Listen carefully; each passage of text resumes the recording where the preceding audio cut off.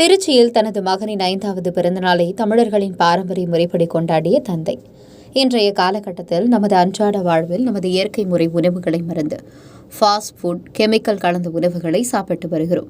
இந்நிலையில் திருச்சி மாவட்டம் சமயபுரம் அருகே உள்ள வெங்கங்குடி பகுதியில் உள்ள தொழிலதிபர் அசோக் ராஜா, இவருடைய மனைவி காவ்யா, இவர்களது மகன் தேவ் என்கின்ற 5 வயது மகன் உள்ளார்.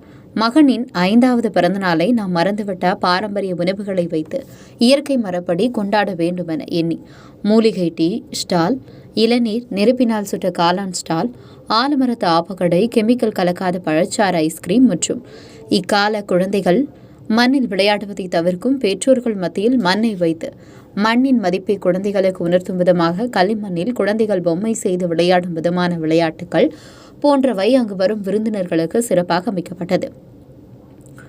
மேலும் பிறந்தநாள் கேக் வெட்டும் இடத்தில் எந்தவிதமான பிளாஸ்டிக் அழகு பொருட்களும் பயன்படுத்தாமல் நெல்மணிகள், வைக்கோல், பனைமரத்தின் மட்டையை பயன்படுத்தி அழகாக மேடை அமைக்கப்பட்டது. இது காண்போரை நிகழ செய்தது.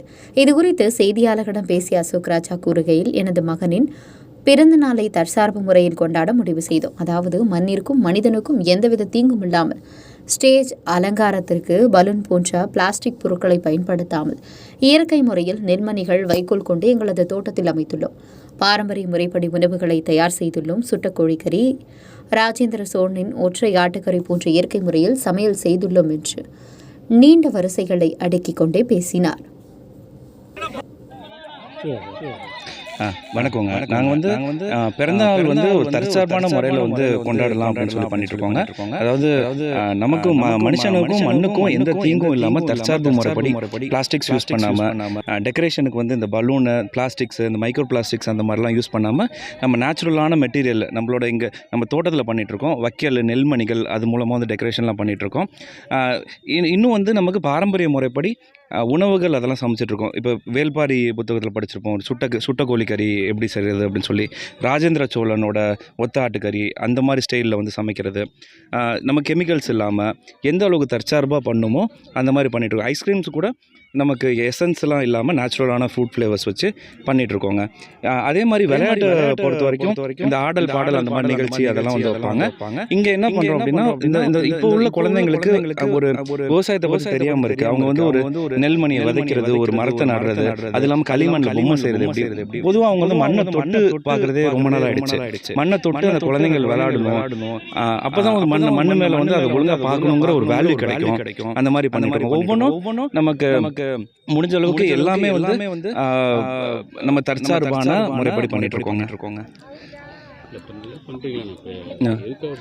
மக்கள் எல்லாம் இந்த பழசை மறந்துட்டாங்க. அது ஒன்று. இதனால என்ன நன்மை இது கடலை மிட்டாய் இதெல்லாம் எதுங்க?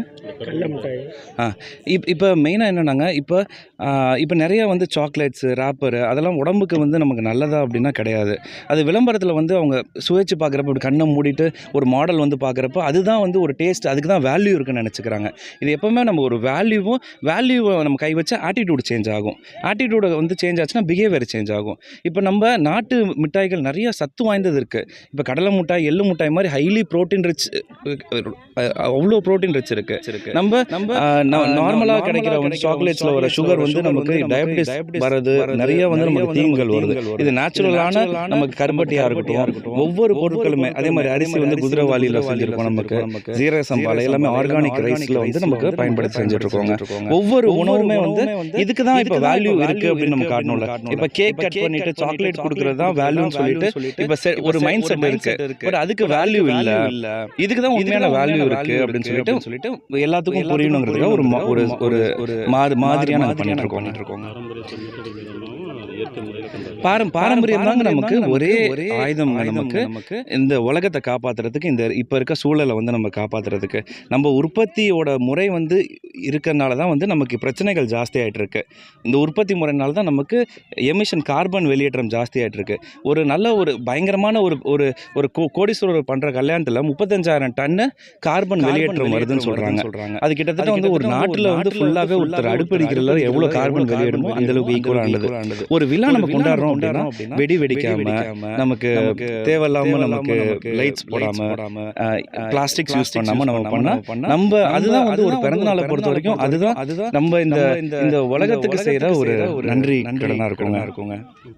என் பேர் அசோக் ராஜாங்க, பையன் பேரு தேவ், பர்த்டே, மனைவி பேரு காவியாங்க.